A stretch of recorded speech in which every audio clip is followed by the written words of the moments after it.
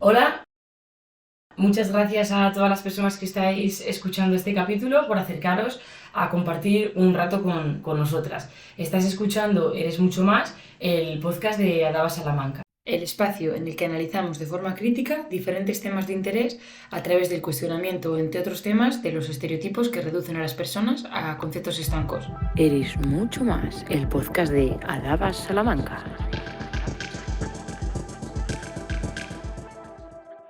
El capítulo de este mes lo vamos a dedicar a tratar de desmontar todos los estereotipos que existen alrededor de las víctimas de violencia sexual, o más bien de las personas que han sufrido este tipo de violencia, porque no son solo víctimas, son mucho más.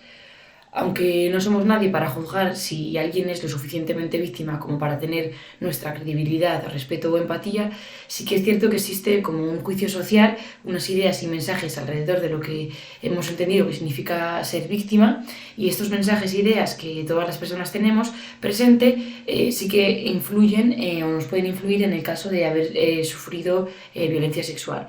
De todo esto y mucho más vamos a hablar hoy. Y para ello contamos con la presencia de Charo. Hola, Charo. Hola. Charo es trabajadora social y coordinadora de Adaba Salamanca. Eres la persona con la que tienen contacto, el primer contacto, las personas que acuden. Vale. Entonces voy a hacer como una primera contextualización sobre el tema de la violencia sexual y luego ya paso a preguntarte. Lo que quería empezar es con el tema de la violencia sexual, cómo se representa la sexualidad o cómo hemos interiorizado socialmente cómo debe ser una víctima. Os voy a poner dos ejemplos como muy mediáticos que se han escuchado mucho. Uno es el tema de La Manada y otro es el tema de Dani Alves.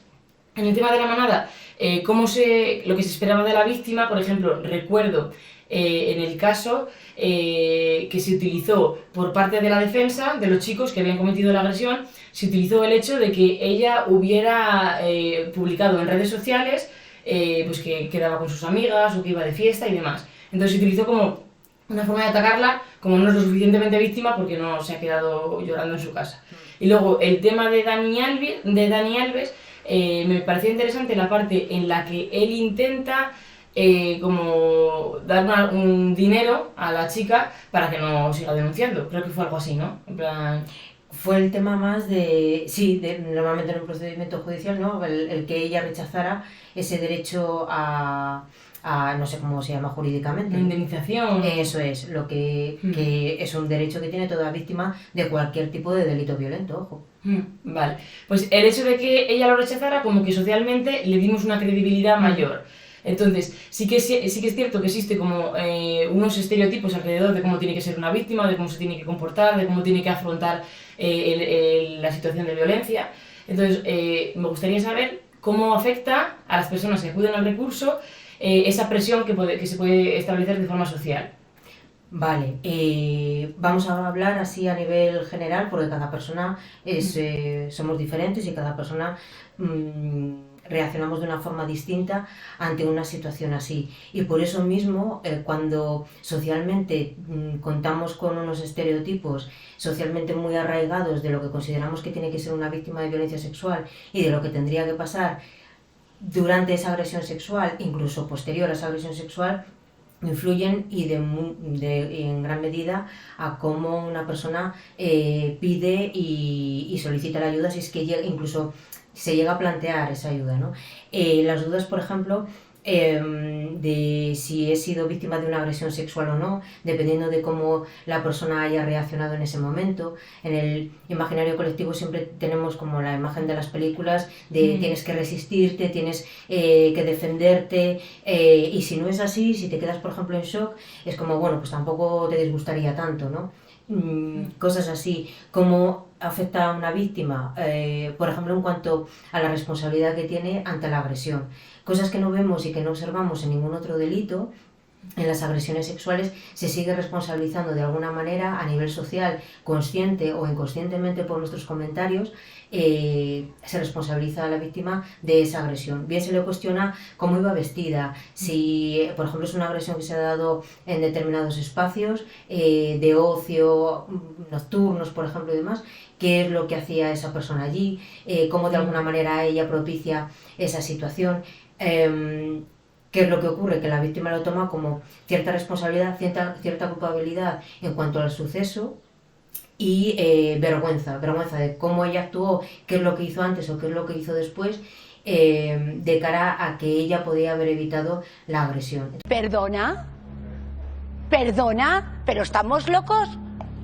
¿Estamos locos? Entonces, de alguna forma, cuando llegan a un servicio así, todo este tipo de sentimientos te los reflejan, ¿no? Y vienen dados por comentarios y mensajes que la sociedad y personas allegadas les transmiten.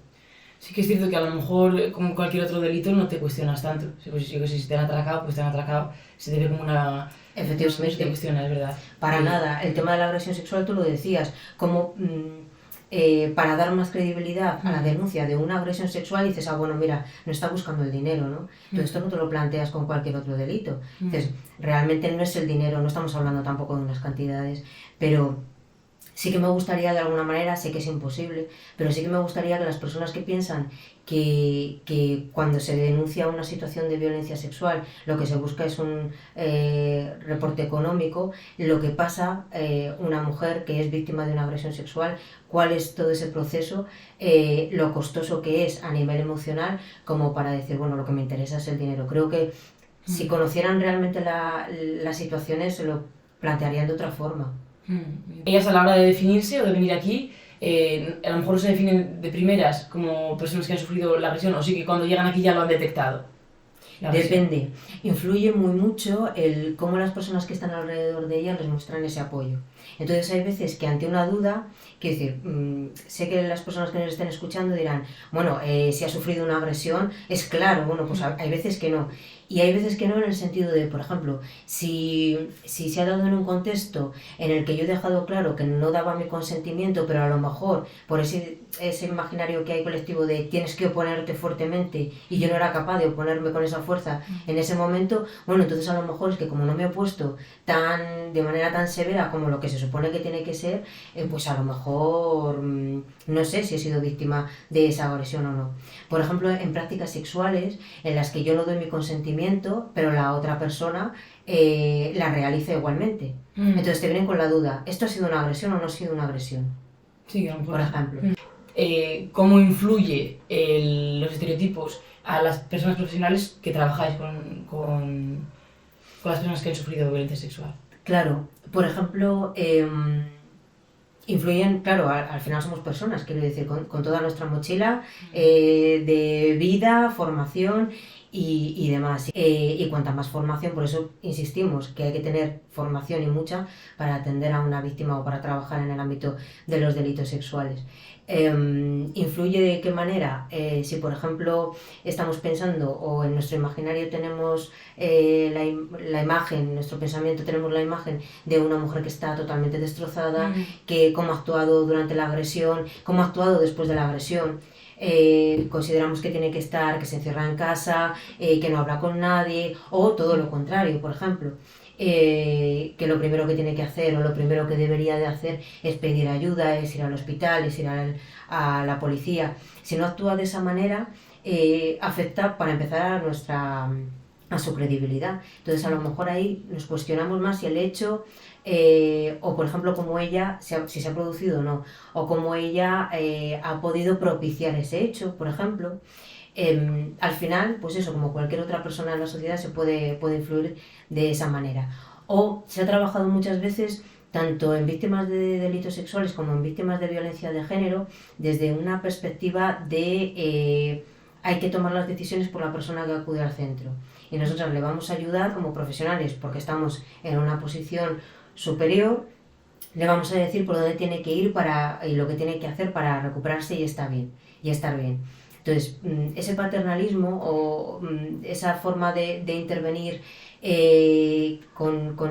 desde ese punto de vista más caritativo, nosotros es lo que desde aquí intentamos eliminar y al contrario fortalecer la autodeterminación de la persona, ¿no? ¿Te ha ocurrido esto? Eres la misma persona, solo que ha pasado por una situación así, vamos a intentar facilitarte el camino para la recuperación, pero por supuesto tú vas a tomar las decisiones. Vamos a elaborar esas decisiones o vamos a trabajar contigo esas decisiones, te vamos a informar cuando consideremos que quizá no es la mejor opción, pero vamos a estar siempre ahí como respaldo a la hora de ayudarte siempre que tú lo requieras y lo necesites. Me parece muy interesante eso que dices de no tomar las decisiones por las personas que vienen aquí, presuponerlas, pues eso, acompañarlas. Pero imagínate algún caso de alguien que te pueda preguntar, y si está súper bloqueada esa persona y no puede y no sabe por dónde tirar y os pregunta y demás, en ese caso, ¿cómo se abordaría desde Adabas? En ese caso, siempre hago el inciso. Siempre estamos hablando de personas mayores de edad, de mujeres mayores de edad, ¿vale? Cuando estamos hablando de menores de edad, ahí la ley nos obliga a denunciar siempre que se haya producido un hecho así. Siempre se les va a recomendar la denuncia y se les va a explicar el porqué, pero tiene que estar preparada para poder dar ese paso. Pero de cara a trabajar con ella ese bloqueo que tiene, se intenta trabajar ese desbloqueo de cara a que pueda tomar algún tipo de decisión, sea la que sea. Ahí se ha trabajado mucho, por ejemplo, los protocolos desde el punto de vista sanitario, insistir de cara a que cuando una mujer va a hospital, por ejemplo, cuando ha sufrido una agresión sexual, el forense tome las muestras exactamente igual y las pruebas exactamente igual, aunque la mujer en ese momento diga que no quiere denunciar, porque esa decisión puede cambiar en un futuro. Entonces, siempre, de hecho, el protocolo de Castilla y León así lo refleja, ¿no? El último que se realizó y en el que colaboramos desde la Federación Regional. Se intenta, recoger todas esas pruebas, que luego decides denunciar, adelante, ahí las tienes. Que luego finalmente decides no interponer ningún tipo de denuncia, vale, pero ahí quedaron, por ejemplo, las muestras para poder continuar con el proceso. Eso es. Vale. Entonces, y lo más importante de cara a una intervención, que me podrías decir, lo que hay que tener siempre en cuenta cuando tenemos una primera intervención con una persona que ha sufrido violencia sexual. Así como muy resumido, el así pack de primeros auxilios, el escuchar activamente, es más, a demostrar a la otra persona que la estás escuchando, validar sus sentimientos, hacerle saber que entiendes por lo que está pasando, sus dudas, sus miedos, incluso aunque te diga que no quiere hacer nada. Sobre todo es eso, respetar esos tiempos de los que tú hablabas antes. Es decir, bueno, vámonos a denunciar, es lo primero que la gente dice, ¿no? Venga, vámonos al hospital, vámonos a denunciar, si te pide un tiempo, bueno, intenta darle ese tiempo, intenta darle ese espacio, intenta pedir ayuda. Tendemos a ser como muy, bueno, me lo han contado a mí y yo intento resolverlo. No tienes por qué cargar con esa responsabilidad. Entonces, intenta buscar ayuda, si estamos hablando, por ejemplo, de adolescentes, de un mayor de edad, de una persona adulta que te pueda ayudar, de un servicio específico para, como puede ser Adabas, para que te puedan orientar en qué hay que hacer, pero sobre todo lo que necesita la persona en ese momento, la mujer que sufre la agresión sexual, es ser escuchada, ser comprendida y validar esos sentimientos y sobre todo no ser juzgada en ningún aspecto, no hacer preguntas abiertas de cara a que la persona se pueda expresar, pero no hacer preguntas del tipo ¿y por qué saliste? O ¿por qué no entraste? O ¿por qué no pediste ayuda? O ¿por qué no gritaste? O sea, preguntas que puedan hacer o reflejar un juicio en ese momento. La mayor parte de las agresiones que recibimos vienen por parte de personas conocidas a la víctima, tanto en menores de edad como en mujeres adultas. Es muy raro ahora, también se dan, pero es raro ver agresiones de asalto por un desconocido. Por ejemplo, hay veces que cuando conocemos al agresor es como la sorpresa, ¿pero qué me estás contando? Pero esta persona no puede haber sido capaz. Entonces, ese mensaje en la víctima es devastador, ¿no? O sea, antes de...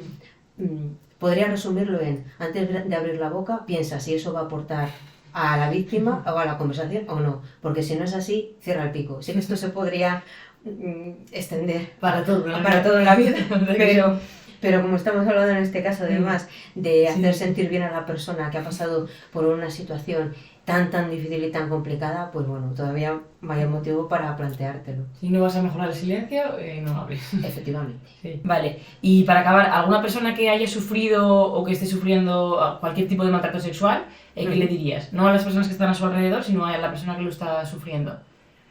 Que lo cuente. ¿A quien sea? A quien sea. No, a quien sea no.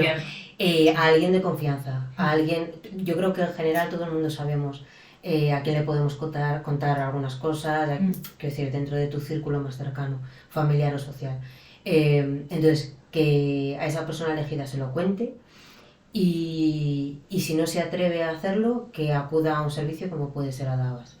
Aquí no le vamos a cuestionar, no le vamos a juzgar, sabemos de qué estamos hablando, no nos va a asustar por contar algo así.